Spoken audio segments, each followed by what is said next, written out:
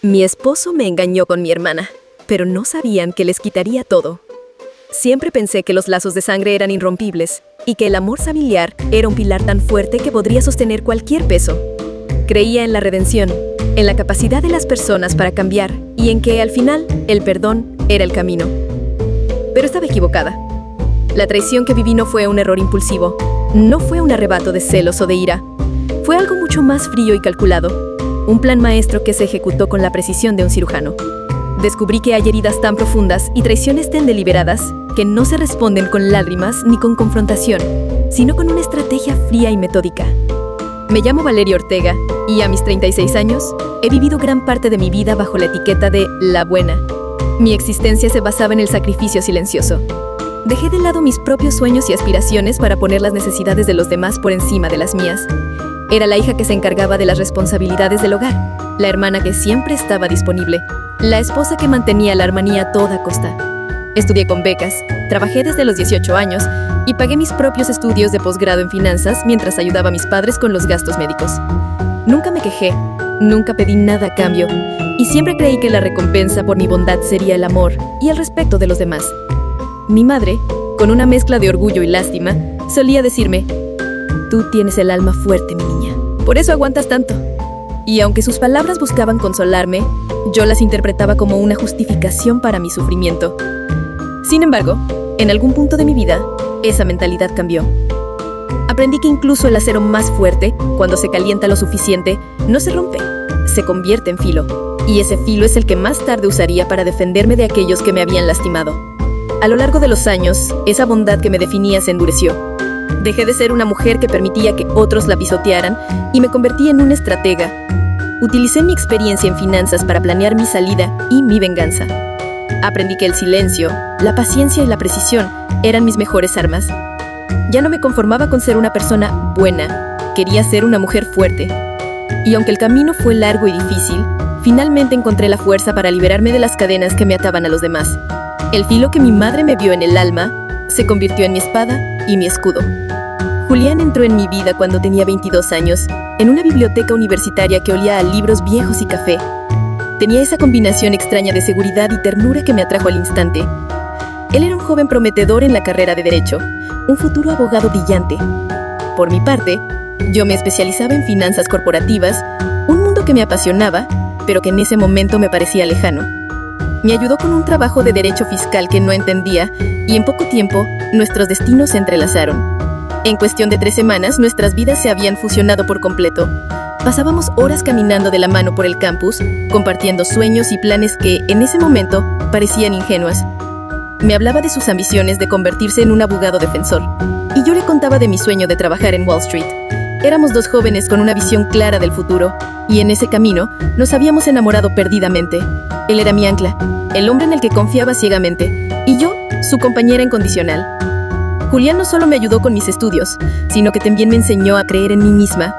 Me hizo sentir que mis sueños eran tan importantes como los suyos. Su apoyo incondicional me dio la confianza para perseguir mis metas, y la ternura de sus palabras me hizo sentir que, a pesar de los desafíos, siempre habría un lugar seguro a su lado. Era una conexión profunda, una que sentía que duraría para siempre. Sin embargo, el tiempo me enseñaría que incluso los pilares más sólidos pueden derrumbarse. Nuestras vidas se fusionaron por completo. Nos graduamos juntos y mientras Julián se especializaba en derecho corporativo, yo me convertía en una diseñadora financiera de alto nivel. Con la visión y la pasión que nos caracterizaba, creamos una pequeña firma de consultoría llamada Ars Magna. Él eligió el nombre porque significaba el gran arte, y ambos creíamos que lo que estábamos construyendo era una verdadera obra maestra, el resultado de nuestro esfuerzo y amor. Aprovechando mis conocimientos en finanzas, decidimos invertir en bienes raíces. Comprábamos propiedades que necesitaban restauración y las revendíamos. En 6 años ya teníamos 5 propiedades en nuestro portafolio, una empresa rentable que nos permitía vivir holgadamente, viajes por Europa y un plan de fertilidad en curso. La vida que siempre habíamos soñado, la vida perfecta, diría cualquiera.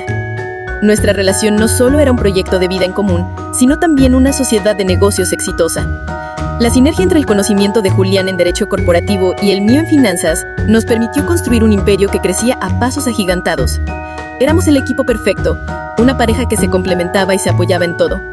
Sin embargo, detrás de la fachada de la vida perfecta, se escondía una verdad que estaba a punto de derrumbarlo todo. Yo también creía en esa vida perfecta, hasta que mi hermana Elena volvió a aparecer. Ella y yo éramos polos opuestos.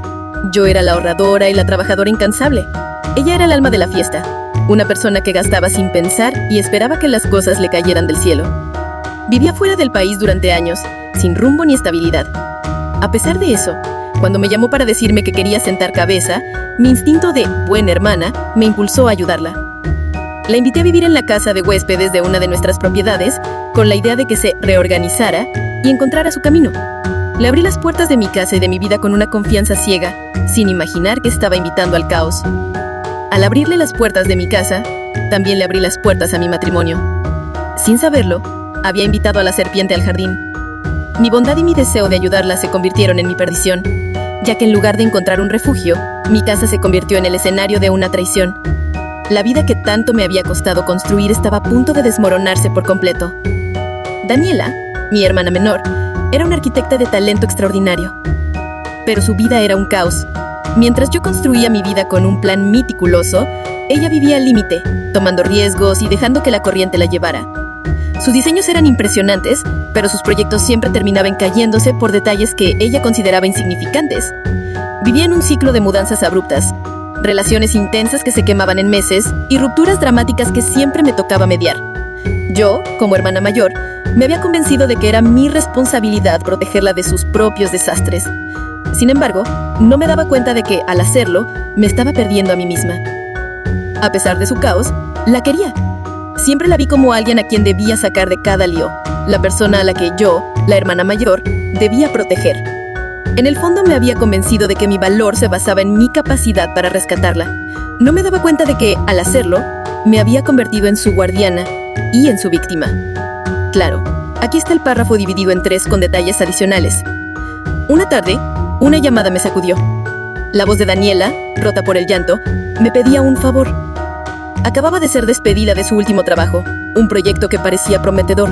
Sin dudarlo, y con el mismo instinto que me había llevado a cuidarla desde la infancia, le ofrecí quedarse unos meses con nosotros. Dije, claro que sí, esta es tu casa, sin sospechar que esas palabras sellarían el destino de mi matrimonio y que en pocas semanas haría suya no solo mi casa, sino mi cama. Para hacerla sentir bienvenida, le cedimos la habitación de huéspedes con vista al jardín, un espacio que habíamos diseñado con mucho amor. Era una habitación especial para nosotros ya que la habíamos creado pensando en la futura familia que esperábamos. La había llenado de libros y de detalles que sabía que le gustarían. La ironía de esa elección me golpearía meses después con la fuerza de un huracán. La habitación que diseñé para la vida que soñaba se convertiría en el escenario de la traición que estaba a punto de destruir mi vida.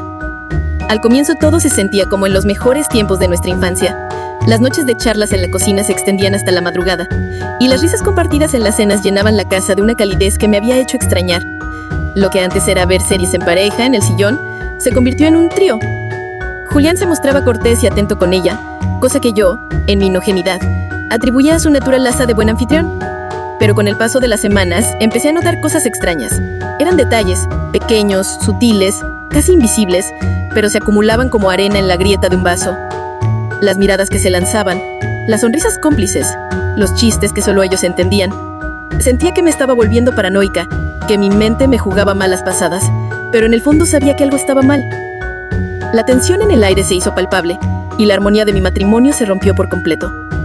Lo que antes era un refugio seguro, se convirtió en un campo de batalla silencioso, donde cada palabra, cada gesto, cada mirada era un golpe. No me di cuenta de que al abrirle las puertas de mi casa a mi hermana, también le había abierto las puertas a la traición.